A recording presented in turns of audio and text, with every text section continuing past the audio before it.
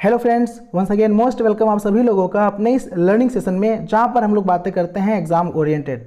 आज की बात करें तो आज 15 मई है और अपना एज ऑलवेज सेशन लेके हम आ गए हैं, जिसका नाम है करंट अफेयर्स कैप्सूल का सेशन, जहां पर हम लोग बातें करते हैं इंपॉर्टेंट क्वेश्चंस पे। हम लोग इंपॉर्टेंट न्यूज़ के बारे में बात करते हैं और उस न्यूज़ से रिलेटेड उसका स्टैटिक फैक्ट भी डिस्कस करते हैं, जो हमारे अपकमिंग कॉम्पिटिटिव एग्जाम्स के पार्ट के लिए इंपॉर्टेंट हो सकता है, हमारे लिए अच्छे मार्क्स लाने में हमारी हेल्प कर सकता है। चलिए आज का सेशन स्टार्ट करते हैं। स्टार्ट करने से पहले मैं जरूर कहना चाहूँगा आप लोगों से कि अगर अभी तक आपने मेरा चैनल सब्सक्राइब ना किया हो तो इसमें हम्बल रिक्वेस्ट, आप रेड बटन पर क्लिक करके सब्सक्राइब कर लें, ताकि हम जो भी चीज़ें यहाँ पर डिस्कस करते हैं उसका अपडेट आपको मिलता रहे। नेक्स्ट स्लाइड पे चलते हैं, बात करते हैं हम लोग। ये मेरा ऑफिशियल टेलीग्राम चैनल है, यहाँ पर आप हमसे ज्वाइन हो सकते हैं। इसलिए बोल रहा हूँ ताकि जो भी चीज़ें मैं डिस्कस करता हूँ इस प्लेटफॉर्म पर, उसका पीडीएफ डेली बेसिस पे मैं वहाँ भेज देता हूँ। आप पीडीएफ को अवेल कर सकते हैं, अपने नॉलेज को इन्हेंस कर सकते हैं, अपडेट कर सकते हैं। नेक्स्ट हम बात करेंगे प्रीवियस वीडियो में, प्रीवियस सेशन में मैंने क्वेश्चंस पूछा था। मैं हर बार ही करूंगा, मैं क्वेश्चन पूछूंगा अपने सेशन में और उसका मैं आंसर बताऊंगा, और जो लोग आंसर देंगे उनका मैं नाम बताऊंगा अपने नेक्स्ट सेशन में। तो हम बात करें, कल मैंने जो क्वेश्चन पूछा था, महिला पैरा एथलीट दीपा मलिक ने संन्यास लिया है, वह इनमें से किस सम्मान को पाने वाली पहली महिला है? तो आंसर दिया है सचिन पांडे जी ने आंसर दिया है, देख सकते हैं आप यहाँ पे।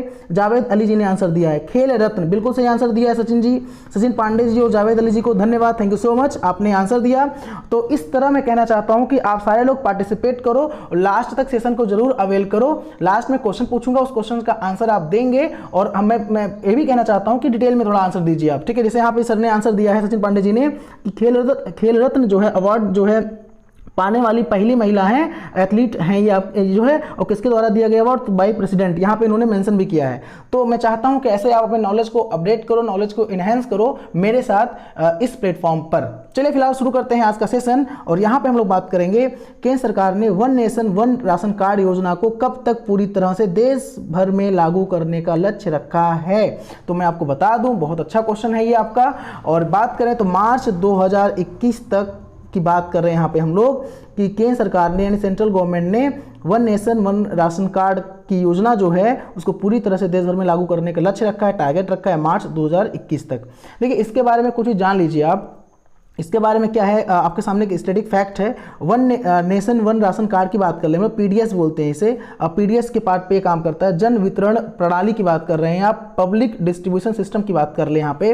मार्च 2021 तक पूरे देश में पूरी तरह से लागू हो जाएगा। देखिए इसके बाद समझिएगा ये है क्या। देखिए वन नेशन वन कार्ड का मतलब ये होता है ना कि अगर आपके पास एक होता है ना कि एक राष्ट्र एक कार्ड, आपके पास अगर राशन कार्ड है तो आप जैसे यूपी से बिलोंग करते हैं और आप एमपी जाते हो या पंजाब कहीं भी जाते हो, तो आप राशन कार्ड की फैसिलिटीज अवेल कर सकते हो। इसी का मतलब है one nation one card. But यहाँ पे क्या है, कुछ आपको पे करना पड़ता है। अभी मैं आपको बताऊंगा यहाँ पे क्या एग्जैक्टली पे करना पड़ता है, देखिएगा।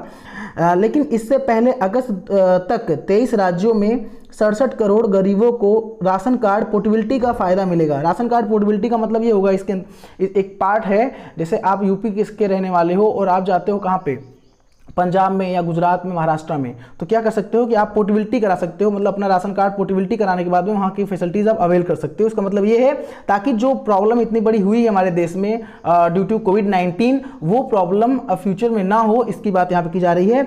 अगस्त तक 83% आबादी इसके दायरे में आ जाएगी। बहुत बढ़िया न्यूज़ निकल के आ रहा हमारे सामने। ये बात करें 17 राज्यों में पायलट प्रोजेक्ट की तरह ये जो है चलाई जा रही योजना, पहले से 17 राज्यों में यह पायलट प्रोजेक्ट के तहत चलाया जा रहा है और इसका लाभ लोगों को मिला है, वास्तव मिला है। 17 राज्यों की बात कर लें यहाँ पे हम। आगे बात कर लें, अभी तक प्रवासी मजदूरों और गरीबों को अपने राशन कार्ड के जरिए दूसरे राज्यों में जाने पर अनाज नहीं मिलता था। देखिए इसका जो सबसे मोस्ट इंपॉर्टेंट कह सकते हो रोल प्ले करेगा ये करेगा जो गरीब हैं, जो प्रवासी मजदूर हैं, जो कहीं रहते बेचारे, जो कुछ जैसे अभी डिजास्टर हुआ, आपदा आई, बहुत बड़ी प्रॉब्लम जो कोविड-19 है, इसकी वजह से लोगों की नौकरी गई, नौकरी छिन गई, खाने के लिए लोग जो है परेशान हैं। बहुत बड़ी प्रॉब्लम हुई है, आपने देखा भी होगा, मुझे कहने की आवश्यकता नहीं है, मेरे पास शब्द नहीं है, मतलब मैं बोल नहीं पा रहा हूँ जितनी बड़ी प्रॉब्लम हमारे देश में अभी इस समय हुई है। लोग बेचारे कितने दिन तक भूखे रहे और जो है पैदल ही अपने घर के लिए निकल पड़े लोग, इस तरह की चीज़ें। तो अब ऐसी समस्या ना हो इसलिए ऐसा किया जा रहा है फिलहाल। तो अभी तक यहाँ पे बात कर ले हम लोग, ऐसे गरीबों के लिए सरकार एक देश एक राशन कार्ड लाएगी। मतलब भैया आपके पास एक जैसे एक आधार कार्ड है आपका, एक कार्ड की बात कर लें, कहीं भी जाओ आप, हाँ भैया आप सिटीजन हो, हमारे यहाँ के नागरिक हो, वैसे एक राशन एक कार्ड की बात की जा रही है। इससे प्रवासी मजदूर दूसरे राज्यों में भी कंट्रोल की दुकानों से राशन ले सकेंगे।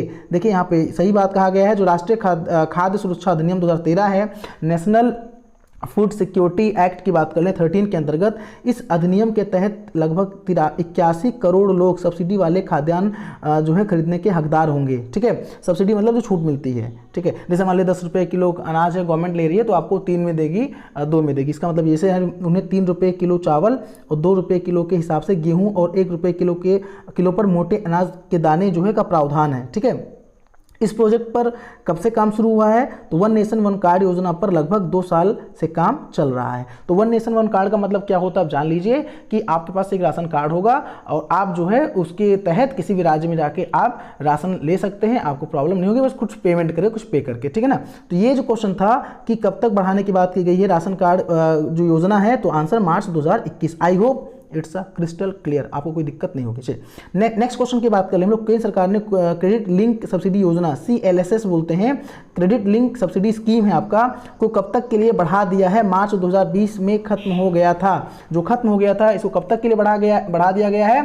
तो इसका भी सेम आंसर होगा, मार्च 2021 तक बढ़ा दिया गया है, यानी कि मार्च 2021 तक बढ़ा दिया गया है। इसके बारे में जरा जान लें हम लोग क्या एग्जैक्टली है यहाँ पे। तो हाउसिंग सेक्टर में देखो इसका मतलब क्या होता है, जो CLSS है यानी क्रेडिट लिंक सब्सिडी स्कीम है। जैसे आप अगर हाउस लोन लेना चाहते हो, तो भारत में जो हाउस लोन है उसके लिए जो आपने सुना होगा NHB के बारे में, नेशनल हाउसिंग बैंक है। ठीक है ना, राष्ट्रीय आवास बैंक। यह क्या करती है? ये फंडिंग करती है, रीफाइनेंस एजेंसी है ये, जो है बात करें हम तो लोन प्रोवाइड करती है, लेकिन ये बैंकों को फाइनेंस करती है और बैंक हमको फाइनेंस करते हैं। तो लोन जो होम लोन होता है, होम लोन पर ये नॉर्म्स बनाती है जो राष्ट्रीय आवास बैंक है, नेशनल हाउसिंग बैंक है। तो आप देखो यहाँ पे क्या होगा कि हाउसिंग सेक्टर में आपको सब्सिडी मिलेगी। जब सब्सिडी मिलेगी तो आप क्या करेंगे, जैसे आपको अगर कम ब्याज दर पे अगर लोन मिल रहा है हाउसिंग के लिए, तो आप लोन लेंगे। और आप अगर लोन लेंगे तो सीधे क्या होगा कि आप जो है आपके पैसा आएगा तो आप सीमेंट की दुकानें जो हैं, जैसे यहाँ पे लिखा हुआ ना, उम्मीद है इससे लोगों को रोजगार मिलेगा, इससे स्टील, सीमेंट, ट्रांसपोर्ट और बाकी कंस्ट्रक्शन मटेरियल की डिमांड बढ़ेगी।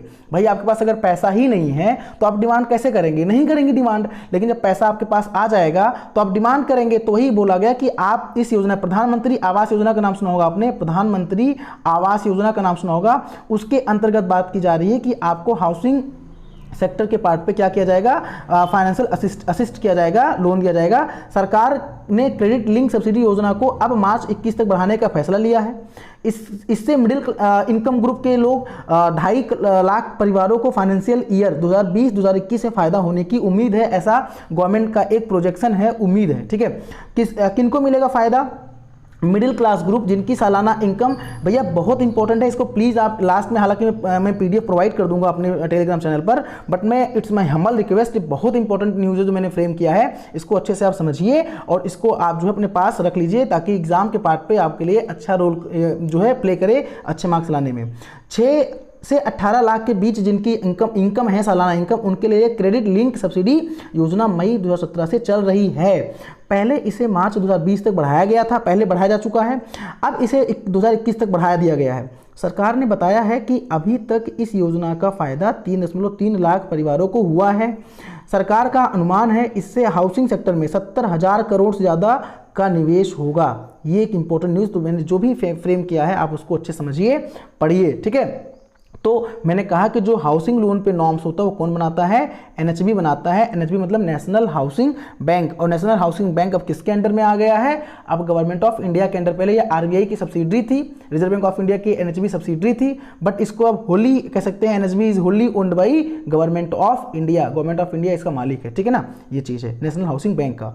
तो ये इंपॉर्टेंट न्यूज़ है हमारे लिए पास में। तो यहाँ पे दोनों जो क्वेश्चन थे कि कब तक बढ़ा दिया गया, तो मार्च 2021, मार्च 2021, इसका मतलब क्या होता है मैंने आपको बता दिया। लेकिन सीधी सी बात है, अगर मार्केट में पैसा नहीं होगा लोगों के पास तो लोग डिमांड नहीं करेंगे। जब लोग डिमांड नहीं करेंगे तो भाई सीधी सी बात है क्या होगी कि बेरोजगारी आ जाएगी। क्यों? क्योंकि अगर हम किसी भी प्रोडक्ट को हम खरीदेंगे नहीं तो उस प्रोडक्ट का प्रोडक्शन नहीं होगा, उत्पादन नहीं होगा। तो उत्पादन नहीं होगा तो जो कंपनियां हैं वो अपने एम्प्लॉय को बाहर कर देंगे क्योंकि उसकी डिमांड ही नहीं बन रही है। इसलिए मार्केट में लिक्विडिटी होनी चाहिए। इसके लिए आरबीआई ने पहले स्टेप लिया है। आरबीआई ने बहुत सारे स्टेप इसके लिए लिया ताकि मार्केट में क्या हो, पैसा हो, एटलीस्ट लोग लोन लें। तो भैया जो भी गवर्नमेंट काम कर रही है वो इसीलिए कर रही है, समझिए इसको अच्छे से आप, कि मार्केट में एटलीस्ट मनी फ्लो तो हो, मार्केट में पैसा आए। जब मार्केट में पैसा आएगा तो लोगों के पास जब पैसा होगा तो लोग चीज़ों की डिमांड करेंगे, मांग करेंगे। जब मांग करेंगे तो जो बेरोजगारी की एक प्रोजेक्शन है, कह सकते हैं जो लोग लगा के बैठे नहीं बेरोजगारी आएगी, तो इससे बेरोजगारी के आने के चांसेस नहीं रहेंगे क्योंकि लोग डिमांड करेंगे। तो डिमांड करेंगे तो उसका प्रोडक्शन होगा, उत्पादन होगा और उसमें लोगों की आवश्यकता पड़ेगी, इसलिए बात की जा रही है यहाँ पे। तो मार्केट में एटलीस्ट पैसा होना चाहिए। नेक्स्ट न्यूज़ के बारे में बात करें हम, आत्मनिर्भर भारत अभियान पैकेज के तहत केंद्र सरकार ने किसानों को फसलों के लिए अतिरिक्त वर्किंग कैपिटल फंड के तहत कितनी रकम देगी। देखिए इंपॉर्टेंट क्वेश्चन अभी निकल के आ रहा है आपका। तो किसानों को वर्किंग कैपिटल के तहत कितनी जो है रकम देने की बात की गई, तो आंसर यहाँ पे 30,000 करोड़ की बात की गई है। इसके बारे में जान लीजिए आप कुछ इंपॉर्टेंट फैक्ट्स। किसान के बारे में बोला गया है, फसलों के लिए 30,000 करोड़ अतिरिक्त वर्किंग फंड कैपिटल सरकार प्रोवाइड कर रही है। ये अब देखो नाबार्ड की बात यहाँ पे आ गया। NABARD, national bank for agriculture and rural development, ये नाबार्ड जो है आपका, ये क्या है, ये एक अपेक्स बॉडी है। अपेक्स बॉडी किसकी बात की जा रही है, जो हमारे यहाँ जो कोऑपरेटिव बैंक है, जो आरआरबीज हैं, उनको फंडिंग प्रोवाइड करती है, उनके लिए वाचिंग डॉग की तरह काम करती है, जो आपका नाबार्ड है, national bank for agriculture and rural development. ठीक है, तो एक इंपॉर्टेंट फैक्ट्स यहाँ पे है। नाबार्ड की बात कर लें तो इसकी स्थापना कब हुई थी, इसको नोट कर लीजिएगा आप। 12 जुलाई 1982 को इसकी जो है स्थापना हुई थी। किसके अंतर्गत, नाबार्ड एक्ट 1981 के अंतर्गत। नाबार्ड के बारे में बता दें हम तो 12 जुलाई 1982 को नाबार्ड एक्ट 1981 के तहत, है ना, क्या हुई थी, नाबार्ड की स्थापना हुई थी।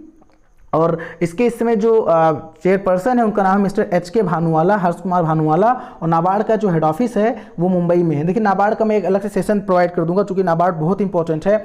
नाबार्ड क्या होता है, जैसे बताया कि ये रूरल पार्ट पे ये जो है डेवलपमेंट का काम करता है, एग्रीकल्चर पार्ट पे डेवलपमेंट का काम करता है जो नाबार्ड होता है। इसकी कितनी सब्सिडरी हैं, जैसे नैपकॉन्स क्या होता है, नैफिन्स क्या होता है ना, RIDF क्या होता है, रूरल इंफ्रास्ट्रक्चर डेवलपमेंट फंड क्या होता है। ये बैंकिंग का हालांकि प्योर पार्ट है। और नाबार्ड में PSL क्या होता है, प्रायोरिटी सेक्टर लेंडिंग क्या होता है, इसके बारे में हम बता दूंगा आपको। ठीक है, फिलहाल अभी की बात करें हम, यह फंड सीमांत किसानों के लिए होगा। सीमांत किसानों का मतलब क्या होता है, मार्जिनल फार्मर। देखो भारत में जो फार्मर होते हैं, मैं आपको बता दूं, फार्मर का जो कैटेगराइज किया गया है भैया, एक होते हैं आपके मार्जिनल फार्मर और एक होते हैं आपके स्मॉल फार्मर। मार्जिनल फार्मर का मतलब सीमांत किसान और स्मॉल फार्मर का मतलब जो छोटे किसान होते हैं। तो मार्जिनल फार्मर किसे कहते हैं, उन किसानों को कहते हैं जिनके पास 1 हेक्टेयर तक लैंड होता है, यानी कि वो किसान जो 1 हेक्टेयर तक लैंड होल्ड करते हैं, अप्रॉक्स बात के 2.5 एकड़ जमीन इनके पास होता है, मार्जिनल फार्मर कहलाते हैं। और जिनके पास up to more than 1 hectare यानी कि 2 हेक्टेयर तक लैंड होता है, होल्ड करते हैं, यानी कि 5 एकड़ की बात कर लें, 5 एकड़ जमीन होता है, वो स्मॉल फार्मर कहलाते हैं। तो सीमांत किसान और जो छोटे किसान होते हैं, तो यहाँ पे सीमांत किसानों के लिए बात की गई है, जिन किसानों के पास 1 हेक्टेयर से कम कृषि योग्य भूमि होती है, ऐसे किसानों को सीमांत किसान कहते हैं, जो मैंने आपको बताया। ठीक है, 2.5 एकड़ के आसपास जमीन होती है और 2.5 एकड़ से ज़्यादा अगर है 5 एकड़ तक तो वो आपके स्मॉल फार्मर कहलाएंगे। ये सालाना औसत 90,000 करोड़ के अतिरिक्त होगा। यह सहकारिता यानी कि जो कोऑपरेटिव बैंक है और ग्रामीण बैंक यानी रीजनल रूरल बैंक है, कोऑपरेटिव बैंक और रीजनल रूरल बैंक के जरिए दिया जाएगा। उनको फंडिंग कौन करेगा, नाबार्ड करेगा, national bank for agriculture and rural development करेगा। 3 करोड़ किसानों को फायदा होगा इस योजना के अंतर्गत, जो आत्मनिर्भर भारत अभियान स्टार्ट किया गया है। इस पैकेज में जो बात की गई है, तो किसानों को जो गवर्नमेंट अपने वर्किंग कैपिटल फंड की बात कर रहा है, कितना, 30,000 करोड़ देने की बात कर रहा है। ठीक है, तो ये फंड कौन देगा, नाबार्ड, चूंकि national bank for agriculture and rural development जो है, ये क्या है, ये एक अपेक्स बॉडी है ग्रामीण बैंक की और कोऑपरेटिव बैंक की। तो I hope it's a crystal clear, आपको यहाँ पे डाउट नहीं होगा। नेक्स्ट न्यूज़ के बारे में हम लोग बात करें तो आत्मनिर्भर भारत अभियान पैकेज के तहत, देखिए आत्मनिर्भर भारत, हम बार बार इसके बारे में कुछ इंपॉर्टेंट क्वेश्चन लेके आएंगे डेली, क्योंकि ये भैया इसके साथ साथ और भी क्वेश्चन हैं, लेकिन ये इंपॉर्टेंट इसलिए क्योंकि अभी चीज़ें चल रही हैं और एग्जाम के पार्ट पर बहुत इंपॉर्टेंट है, the most important role play करेगा हमारे एग्जाम के लिए। तो किसान क्रेडिट कार्ड का दायरा कितने नए किसानों के लिए बढ़ा दिया गया है, जो केसीसी होता है आपका किसान क्रेडिट कार्ड होता है। अच्छा एक चीज़ और जान लीजिए, किसान क्रेडिट कार्ड जो है किसके सिफारिश पे भारत में ये लागू हुआ था, तो रवि गुप्ता कमेटी, रवि गुप्ता की सिफारिश पे जो है केसीसी जो है क्या हुआ है, भारत में ये लागू हुआ था। ठीक है, अब यहाँ पे बात की जा रही है कि जो ये क्वेश्चन क्या था आपका, आत्मनिर्भर भारत अभियान पैकेज के तहत किसान क्रेडिट कार्ड का दायरा कितने नए किसानों के लिए बढ़ा दिया जाएगा। तो अप्रॉक्स बात की गई 2.5 करोड़ नए किसानों की बात की गई यहाँ पे। तो इसका सही आंसर आपका हो जाएगा ऑप्शन नंबर ए। ठीक है, यहाँ पे मैंने कुछ इसका स्टैटिक फैक्ट भी लिखा है। किसान क्रेडिट कार्ड का दायरा बढ़ाया जाएगा, 2 लाख करोड़ रुपए के लोन दिए जाएंगे। इसका मतलब क्या है, 2.5 करोड़ नए किसानों को किसान क्रेडिट कार्ड दिया जाएगा। इसके लिए विशेष अभियान चलाया जाएगा, किसानों को कम ब्याज दरों पर कर्ज की सुविधा मिलेगी। जैसे केसीसी के अंतर्गत क्या होता है किसान क्रेडिट कार्ड के अंतर्गत कि उनको जो है कम ब्याज दर पे लोन मिलता है। ठीक है, कृषि करने के लिए जो है एग्रीकल्चर के पार्ट पे। इससे पशुपालक और मछली पालक भी शामिल हैं, इसमें पशुपालक और मछली पालक भी शामिल हैं। ठीक है, नोट करके वर्ल्ड बैंक जो है आपका कलेक्शन ऑफ डेवलपमेंट इंडिकेटर्स के अनुसार भारत में कृषि में रोजगार, कुल रोजगार का परसेंटेज है कितना, 2019 का रिपोर्ट है, तो 43.21% ये 2019 का रिपोर्ट है। यानी कुल भारत में कृषि में रोजगार का जो कृषि में रोजगार है, कुल रोजगार का इतना परसेंटेज। यानी कि हम बात करें हमारी जो कहीं ना कहीं इकॉनमी है तो कृषि पर एग्रीकल्चर पर बेस्ड है।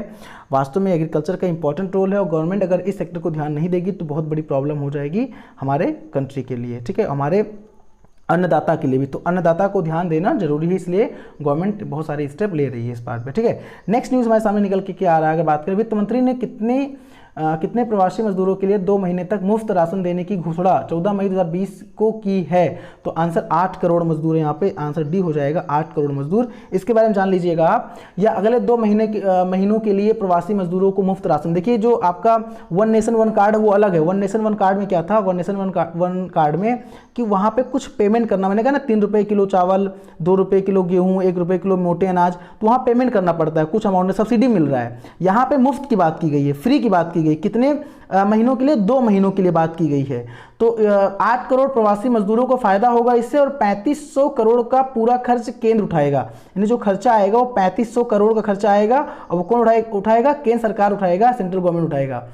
इससे उन मजदूरों को भी फायदा होगा जो राष्ट्रीय खाद्य सुरक्षा कानून के दायरे में नहीं आते हैं या दूसरे राज्यों के हैं और उनके पास राशन कार्ड नहीं है।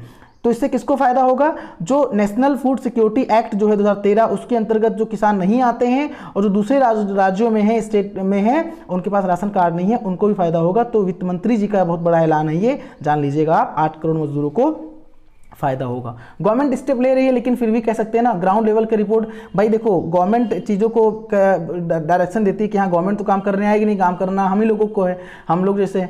तो बस कहीं ना कहीं ये होता है कि पूरी तरह से चीज़ें सक्सेस नहीं हो पाती। ये बात फैक्ट है, ये बात इससे आप नकार नहीं सकते, सिर्फ नकार है ना, इससे आप जो है इग्नोर नहीं कर सकते हैं। खैर नेक्स्ट क्वेश्चन में सामने है, आत्मनिर्भर भारत अभियान पैकेज के तहत 50 लाख रेहड़ी पटरी वालों स्टेट वेंडर्स को कुल कितने रुपए का कर्ज दिया जाना है। तो इसका सही आंसर आपका हो जाएगा 5000 करोड़, 5000 करोड़ की बात यहाँ पे की गई है। 1 महीने के अंदर की स्कीम आ जाएगी। अंदाजन 50 लाख रेहड़ी पटरी वाले हैं देश में। कितने देश में पटरी वाले हैं, जो रोड किनारे दुकान लगाते हैं, उनकी बात की गई है। 50 लाख रेहड़ी पटरी वाले हैं, और यहाँ बात की गई है 10,000 रुपये का उनका लोन, 10,000 रुपये तक का उनको लोन मिलेगा। कितने तक का, 10,000 तक का उनको लोन मिलेगा। ठीक है, तो आई होप यहाँ पे आपको समझ में आ रहा होगा ये जो मैंने यहाँ पे डिस्कस किया इन चीज़ों को। ठीक है, हालांकि 10,000 रुपये भी कम है, फिर भी ये क्या आप करेंगे, something is better than nothing. ठीक है, नेक्स्ट क्वेश्चन हमारे सामने निकल के आ रहा है। देखो जो राहत पैकेज पार्ट 2 है, इसमें 9 घोषणाएं हुई हैं। इसमें अनाउंसमेंट जो हुआ है, 9 इंपॉर्टेंट अनाउंसमेंट हुआ है। इसको आप अच्छे से पेन डाउन कर लीजिएगा, या कह सकते हैं इसका स्क्रीनशॉट रख लीजिएगा, अदरवाइज मैं PDF तो दे ही दूंगा, उसमें दिक्कत आपको नहीं होनी चाहिए। ठीक है, देखिए 8 करोड़ प्रवासी मजदूरों को अगले 2 महीने तक मुफ्त राशन, पहला पॉइंट। अगले 3 महीने में एक देश एक राशन कार्ड, ये वन नेशन वन कार्ड की सुविधा की बात की गई है, जो मैंने बताया ऊपर अभी। प्रवासी मजदूरों को कम किराए के मकान मिलेंगे। ठीक है, इसकी बात भी यहाँ पे कम किराए के मकान, नेशनल हाउसिंग जो हाउसिंग सेक्टर की बात की गई, मैंने वहाँ पे बताया आपको। उसके तहत जो कम किराए पर मकान मिलेंगे, ताकि जो प्रवासी मजदूर हैं जो बाहर जाते हैं, जैसे उत्तर प्रदेश के लोग मध्य प्रदेश, राजस्थान, या हम बात करें गुजरात या महाराष्ट्र, पंजाब, कहीं भी दिल्ली कहीं नौकरी के लिए आते हैं, तो उनको कम किराए पर जो है मकान मिले। ठीक है। मुद्रा लोन लेने वालों को राहत, ब्याज दर पर 2% की छूट होगी। मुद्रा लोन जो आपका है, मुद्रा लोन क्या होता है, देखो एक मुद्रा बैंक नाम सुना होगा आपने। मुद्रा बैंक क्या होता है, इसको नोट कर लीजिएगा आप। माइक्रो यूनिट फुल फॉर्म क्या होता है, इसको लिख लीजिएगा। Micro unit development and refinance agency bank होता है। Micro unit development and refinance agency bank होता है, जिसको 2015 में प्रधानमंत्री मोदी जी ने जो है स्टैब्लिश किया था 8 अप्रैल 2015 को, मुद्रा बैंक। तो ये क्या करता है, जो मुद्रा बैंक होता है, ये मुद्रा बैंक क्या करता है कि फाइनेंशियल यानी कि एनबीएफसी जो है, नॉन बैंकिंग फाइनेंशियल कंपनीज हैं, या जो आपके बैंक हैं, है ना, कोऑपरेटिव बैंक है, उनको क्या करता है, ये फंडिंग करता है, फंडिंग प्रोवाइड करता है micro unit and development refinance agency. ठीक है। तो इसके तहत क्या बोला गया है, जो लोन प्रोवाइड करेगा, फाइनेंशियल असिस्ट करता है, 2% की जो है छूट मिलेगी। ठीक है, ये बात है। 6 लाख से 18 लाख की सालाना आमदनी वालों को हाउसिंग लोन पर सब्सिडी मिलेगी। देखिए यहाँ पे बात है 50 लाख स्ट्रीट वेंडर्स के लिए 5 करोड़ रुपए, जिसमें 10,000 लोन की बात की गई है। ठीक है, जो मैंने पीछे बताया। 2.5 करोड़ किसानों के लिए 2 लाख करोड़ का लोन। ठीक है, ये बात की गई। नाबार्ड के जरिए किसानों के लिए 30,000 करोड़ की रुपए की मदद। ठीक है, ये बात की गई है। नेक्स्ट है आपका आदिवासियों के रोजगार के लिए 6,000 करोड़ रुपए पर खर्च होगा, और जंगलों, वन्यजीवों की हिफाजत, पौधे लगाने, मिट्टी सहेजने जैसे कामों को रोजगार दिए जाएंगे, मतलब इसके लिए भी रोजगार दिए जाएंगे। जो पैकेज 2 में 9 घोषणाएं की गई हैं, किसके द्वारा, हमारी वित्त मंत्री के द्वारा। ठीक है, तो ये इंपॉर्टेंट आपके लिए है, इसको आप पेन डाउन कर लीजिएगा। नेक्स्ट न्यूज़ की बात करें, हमारे सामने निकल के आ रहा है जो इंपॉर्टेंट न्यूज़ है, ग्लोबल एनर्जी ट्रांजिशन इंडेक्स 2020, यानी ग्लोबल एनर्जी ट्रांजिशन 2020 में भारत में को कौन सा स्थान प्राप्त हुआ है। तो इसका सही आंसर है 74 नंबर, यानी कि 74वां स्थान प्राप्त हुआ है, जान लीजिएगा आप। इस इंडेक्स को वर्ल्ड इकोनॉमिक फोरम, यानी कि इस इंडेक्स को कौन, WEF वर्ल्ड इकोनॉमिक फोरम जो है 13 मई 2020 को जारी किया है। कौन जारी किया है, वर्ल्ड इकोनॉमिक फोरम ने जारी किया है। इस इंडेक्स के माध्यम से बताने की कोशिश ये होती है कि कोई भी देश जीरो कार्बन उत्सर्जन के लिए अपनी एनर्जी सेक्टर को कैसे ट्रांसफर कर रहा है। जैसे हम लोग आजकल सोलर सिस्टम की बात करें, हम लोग सोलर सिस्टम पे काम कर रहे हैं, इसको बढ़ावा दे रहे हैं, तो वही कोई भी देश अपनी जीरो कार्बन जो एमिशन है, जो उत्सर्जन है के लिए अपने एनर्जी सेक्टर में कैसे ट्रांसफर कर रहा है, ये इंपॉर्टेंट है। यह इंडेक्स 115 देशों का है और भारत का 74वां स्थान है। इसमें टोटल 115 देश हैं इस इंडेक्स में, और भारत का कौन सा स्थान है, 74 नंबर का स्थान है। इसको, ये इंपॉर्टेंट आपके सामने है। ठीक है, ये चीज नोट कर लीजिएगा आप। और यहाँ पे क्या इंपॉर्टेंट बन सकता है, चीन की बात करें, पड़ोसी देश चीन का 22वां स्थान है, 82 नंबर का स्थान है चीन। जो चाइना है वो 82 पे है। ठीक है, यूके 7वें स्थान पर है, सिंगापुर 13वें स्थान पर है, जर्मनी 17वें स्थान पर है, जापान 18वें स्थान पर है, और अमेरिका इसमें 27 नंबर पर है, 27वें स्थान पर है। ये एक इंपॉर्टेंट है, बात कर सकते हैं यहाँ पे। ठीक है ना, ये चीज है। नेक्स्ट न्यूज हमारे सामने क्या निकल के आ रहा है, भारतीय पुरातत्व सर्वेक्षण ASI का नया प्रमुख इसे बनाया गया है। तो ASI का मतलब क्या होता है, आप इसको पेन डाउन कर लीजिएगा। जो आर्कोलॉजिकल सर्वे ऑफ इंडिया होता है, इसकी बात यहाँ की जा रही है। तो वी विद्यावती जो 91 बैच की, यानी 1991 बैच की कर्नाटक कैडर की IAS अधिकारी हैं। कहाँ की हैं ये, IAS अधिकारी हैं। किस बैच की, 1991 बैच की IAS अधिकारी हैं। वो भारत सरकार में अतिरिक्त सचिव के पद पर भी कार्यरत रहेंगी इस दौरान, और उन्होंने 12 मई को चार्ज ले लिया है। वी विद्यावती जो हैं ASI, देखो ASI क्या होता है, जो ये भारतीय पुरातत्व सर्वेक्षण होता है, ये इसका यूज़ क्या होता है, देशों के जो राष्ट्रीय स्मारक हैं उनकी संरक्षण करना या उनकी देखरेख करना, जो उसका काम होता है, किसका होता है, भारतीय सर्वेक्षण, पुरातत्व सर्वेक्षण का होता है। किसका काम, देश के जो राष्ट्रीय स्मारक हैं उनकी संरक्षण करना या देखरेख करना, ये काम होता है ASI का। जो आर्कोलॉजिकल सर्वे ऑफ इंडिया है, यानी कि भारतीय पुरातत्व सर्वेक्षण है, इसकी बात यहाँ की जा रही है। ठीक है, नेक्स्ट न्यूज़ हमारे सामने निकल के आ रहा है कि PM केयर्स फंड ट्रस्ट ने 13 मई 2020 को कोविड-19 की जंग के लिए कितने करोड़ आवंटित करने का फैसला किया है। कितने करोड़ फंड की बात यहाँ पे की गई है, तो इसका सही आंसर हो जाएगा 3100 करोड़। यहाँ पे थर्ड जो ऑप्शन है सही हो जाएगा, 3100 करोड़ बात की गई। किसके अंतर्गत, जो PM केयर्स है, इसे 3 भागों में बांटा गया है। 2000 करोड़ रुपए के 50,000 वेंटिलेटर खरीदे जाएंगे, पहला है।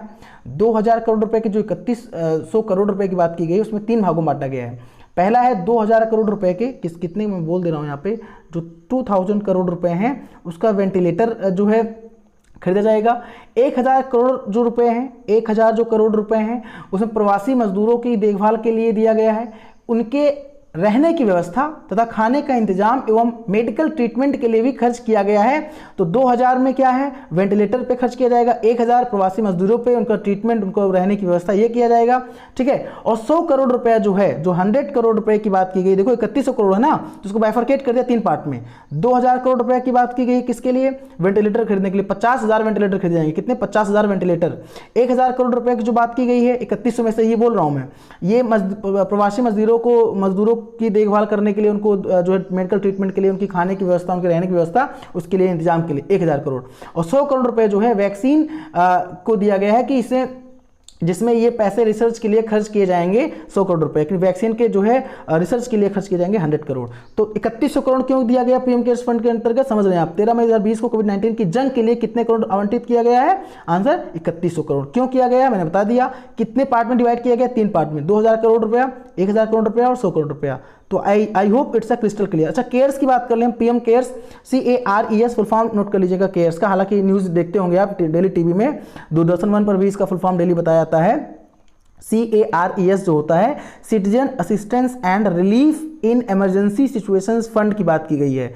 Citizen assistant and relief in emergency situations fund की बात की गई है पीएम केयर्स के बाद पे, ठीक है। नेक्स्ट हमारे सामने न्यूज निकल के आ रहा है, निम्नलिखित में से किस राज्य की अरुम्बाउर लकड़ी की नक्काशी को भौगोलिक संकेत रजिस्ट्री द्वारा, यानी कि GI, जो GI है, GI टैग मिला हुआ है। GI टैग मतलब होता है ज्योग्राफिकल इंडिकेशन टैग होता है। तो यहाँ बात की गई है, अरुम्बाउर लकड़ी की नक्काशी को भौगोलिक संकेत रजिस्ट्री द्वारा भौगोलिक संकेत GI टैग दिया गया है। It means which of the following states Arumbavur wood carvings has been given the geographical indication tag by the geographical indications registry।